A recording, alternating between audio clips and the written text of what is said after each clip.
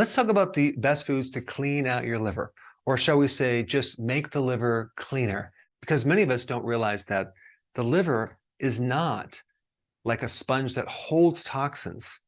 It's an organ that detoxifies, it removes toxins, unless you have a fatty liver. So 3 different problems with the liver. You can have a fatty liver, you can have an inflamed liver, or a combination, and then that inflammation creates scar tissue, and then you can develop cirrhosis. So the question is, like, what type of foods could you eat to make the liver healthier and cleaner? Let me just first briefly touch on what the liver does. I'm not going to go through all 500 functions, but it does a lot. It actually turns ammonia into urea. So if there's a problem with the liver, you get this backup of ammonia, and you can even actually smell it on someone's breath. Sometimes when you go to like a nursing home, it smells like ammonia. That is what's happening. Liver damage, it's backing up. It can go into the brain and create a lot of toxicity. So that's one thing it does. It helps detoxify ammonia, which comes from certain protein metabolism breakdown. And then we get the next one, the buffering of hormones. There's certain things in the liver that help buffer hormones. So if they're too much or they're too little, the body will regulate the amount of active form of a certain hormone based on the needs, especially estrogen, cortisol, and even testosterone. So, for example, if you have cirrhosis of the liver, you can get a massive buildup of estrogen. And if you're male and you're older and you have cirrhosis of the liver, your skin becomes very, very smooth. You lose body hair. You might get man boobs, creating all sorts of estrogenic effects.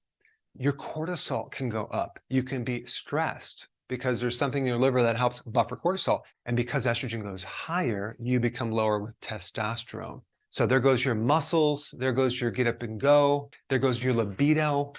Okay, T4, that is the inactive form of the thyroid hormone. Did you realize that 80% of the activation of the thyroid hormone into this active T3 happens through your liver? So it goes from T4 to T3. So we need a healthy liver to make that conversion. If that doesn't happen, you start developing hypothyroidism. Growth hormone, which is the anti-aging hormone, it has everything to do with proteins, building proteins, helping you sleep at night, longevity. That hormone works through the liver as well. And there's kind of like an extension of growth hormone. It's called IGF-1, which does similar functions, if not identical functions to the growth hormone. So if there's a problem with the liver, growth hormone doesn't seem to work that well. Then we have vitamin D. Vitamin D is activated by the liver and the kidney. So without a good liver function, you don't get the benefit of the active form of vitamin D. And even when they check the blood, they always check the inactive form. They don't check the active form of vitamin D. They're checking the inactive form, assuming that it's being converted. But what if the liver and the kidneys are damaged? Okay, you're not going to be able to get a true picture of what's going on with vitamin D if you're just measuring the inactive form of vitamin D.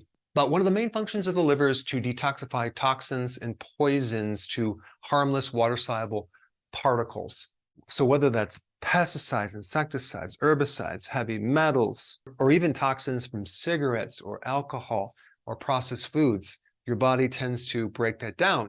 If this liver function doesn't work, you get a backup of toxicity. There's also a function of producing bile to help you extract the fat-soluble nutrients from the food, including omega-3, vitamin A, D, E, and K. So without this, you're going to have all sorts of problems with nutrients and being able to create an anti-inflammatory effect because the omega-3 just can't go into the body, can't work. Next one is glycogen. That's stored glucose in your liver. So the liver holds glycogen to allow you to run off that fuel between meals.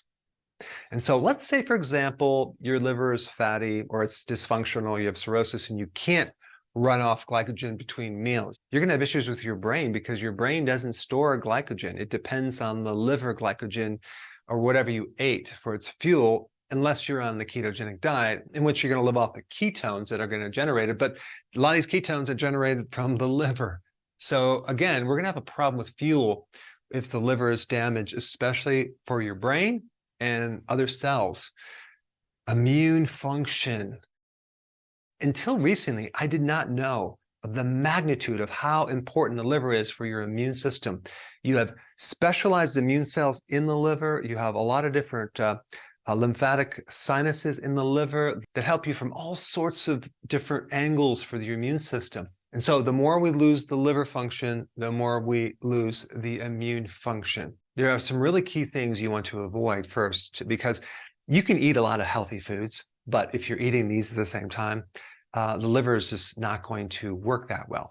And I'm not going to get into the obvious stuff like alcohol, like regular sugar, things like that. I want to get into some hidden things that you need to be aware of. Number one, soy protein isolates. Okay, that's in a lot of different foods.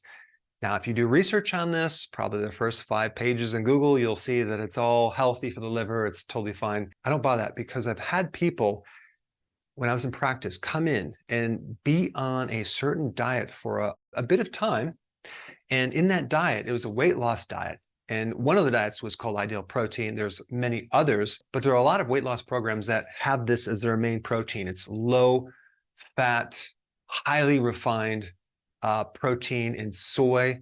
And the way they process it, there's nothing that's going to resemble the actual soybean itself. So anyway, here's what I've noticed. After someone being on this diet, being exposed to soy protein isolates for a period of time, I noticed that a common denominator is their liver. They have a lot of liver issues like gallbladder issues, right lower abdomen heaviness and pain. And some people had to go to the doctor and have their gallbladders removed. So I can't buy that something that process can be good for the liver, because the liver thrives on things that are like whole foods, not refined foods. So I would read the ingredients and avoid soy protein isolates. Soy protein meal might be good for animals, especially if they take out the fats out of it so it doesn't turn rancid. But for humans, I don't think it's the best protein. The next thing is seed oils, highly processed, and it's processed with hexane, which is a solvent. But that exposure of this highly refined fat, omega-6 fatty acid, yes, we have oxidative stress, we have inflammation, but I think also it's replacing our cells. It's going deep into the tissue. It's not a natural thing, but we consume so much of it. All right, the next food I would definitely avoid, and you probably already know this, high fructose corn syrup. But what you probably didn't know, they're not starting out making this high fructose corn syrup with this, sweet corn that people eat during the summer, right? They don't start out with that. They use what's called dent corn or field corn. It's completely inedible. I don't care how much butter you put on that corn or you add salt. It's disgusting. And the majority of corn grown is this field corn to fatten cattle, right? To make the meat marbly. What is it doing to us? And they also use it for high fructose corn syrup and glucose syrup and the modified starches. And so they start with this inedible corn, okay, and they go through probably like 18 different steps. I don't even know the exact number, but it's a lot of different steps. And they're taking the protein out and they're breaking it down with enzymes and acids. And then they add this chemical to it and that chemical, and they use high heats. At the end of this chain of event, you get something that does not resemble anything related to corn. And we're putting this in our body. And it's been in the food supply since I think 1977, where farmers were paid or subsidized because of the corn. But the problem, it's so heavy in this ultra-processed foods, AKA junk foods, and flavored and sweetened in a way that makes it taste somewhat good, but highly addictive. And high fructose corn syrup has some very unique properties in that the majority of it is processed by the liver. Okay, not all, but the majority. So the liver takes the beating. It creates inflammation. It leads to insulin resistance. It leads to problems with your blood fats and cholesterol. It leads to problems with a fatty liver. It stimulates more hunger. The high fructose corn syrup is very, very different than the fructose from fruit, and it's just ultra refined. Okay, so that's one I would definitely stay away from. Then we get to refined starches. I'm talking about maltodextrin. I'm talking about modified food starch. And like, for example, like in this food right here, we have cornstarch, corn syrup, dextrose, all made out of corn. Okay, so that's what this is made out of. So you're feeding kids and some adults. I don't even call it food because it doesn't fit the definition of food. Food is something that gives you fuel and help nourish the body. Well, this fuel will not give you energy. It'll make you so tired. And the only nutrients in there are the synthetics that they spray in there, but they're all made from, chemicals and things like that. And then we get glucose syrup itself. Now, what's interesting, there's no sugar in here from sugar cane, okay? We replaced sugar cane, which even I think growing up back in the early 70s, we used a lot of sugar cane and a lot of sodas and things like that. That's all been replaced with this synthetic or highly synthesized sugar, which I think behaves a lot differently than even sugar cane. And so it's all day coincidence, right? With this ultra-processed food, which is mainly highly refined corn and other starch products with the GMO on top of that. And if you look at liver function, I think ultra-processed foods, which what I just described, is probably at the very top of the list as far as destroying your liver. So the question is, what can you eat to keep the liver healthy? Okay, you want to eat whole foods.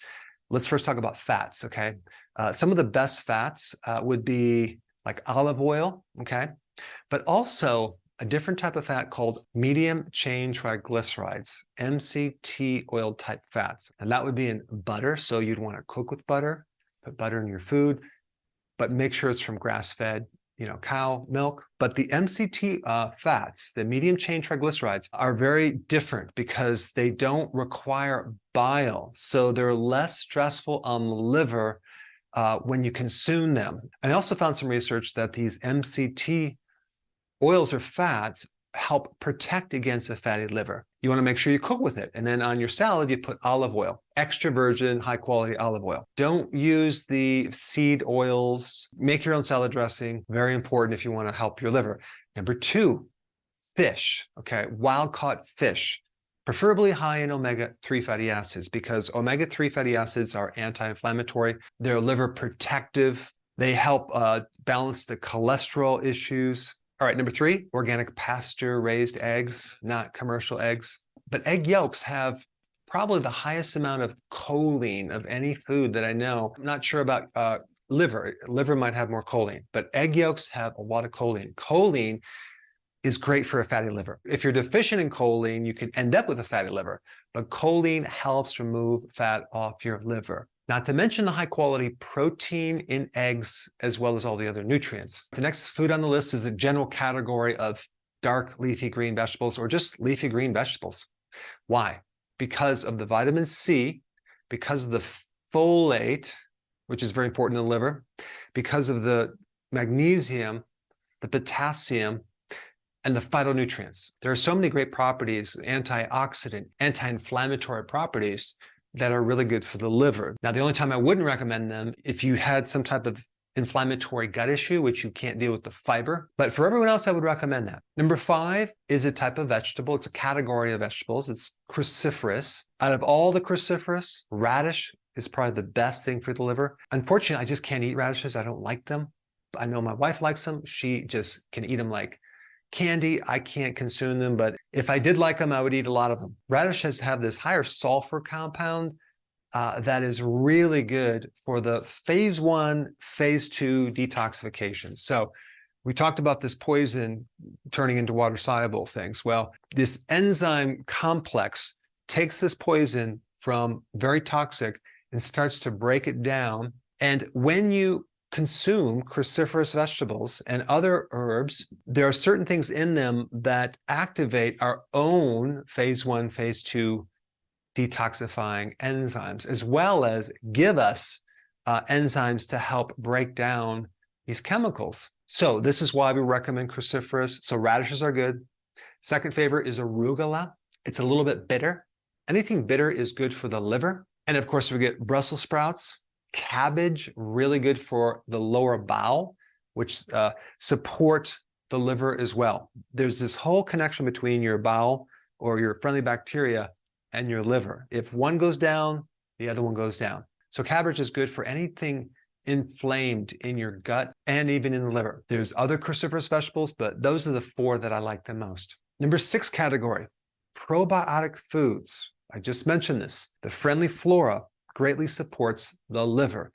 If you were exposed to an antibiotic or something to destroy your good flora, the liver suffers. If you're exposed to something like aspartame or some other synthetic artificial sweetener, that alters the gut microbiome, which then raises liver enzymes and puts you at risk for a fatty liver. So the 3 top foods for that I like: sauerkraut, make sure you get it raw; kimchi, same thing; and then we have kefir. Make sure that it's organic kefir, unsweetened. If you can get goat kefir or sheep kefir, that's even better. Kefir is better than yogurt because it has strains of friendly yeast and friendly bacteria, and it has a lot more than just the yogurt. And the last category is grass-fed meat in different forms. So you can do lamb, you can do goat, you can do beef, deer meat. I would just make sure that it's grass-fed, grass-finished. That would be the ideal situation if you can. If you can't, well, then get what you can.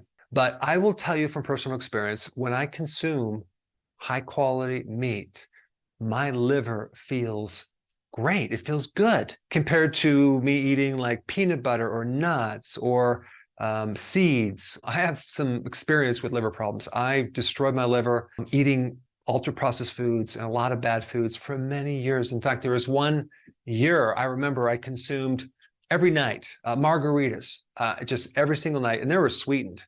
And at first it was great, right? But then towards the end of the year, boy, my health started going down, down, down, down. And of course, then I replaced it with Ben & Jerry's ice cream, like a pint a day, to help myself go into a sugar coma, to help myself sleep. And to precede both of these actions, I lived on junk food for years. Never ate anything raw or healthy. Everything was refined, lots of pasta, lots of bread, lots of refined carbohydrates, lots of cereal, and a lot of Doritos and chips. Until I eventually started noticing a heavy, full feeling underneath my right rib cage.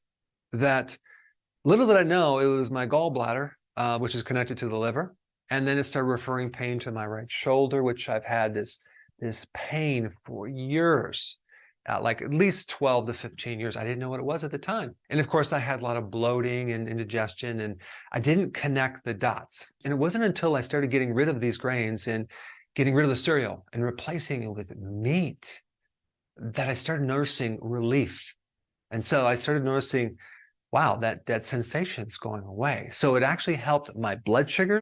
It helped my brain fog, but it took the inflammation away from my liver. Sometimes you hear that meat is bad for you, but they're not differentiating grass-fed, grass-finished beef and processed meat. They put them all in one big category with junk food.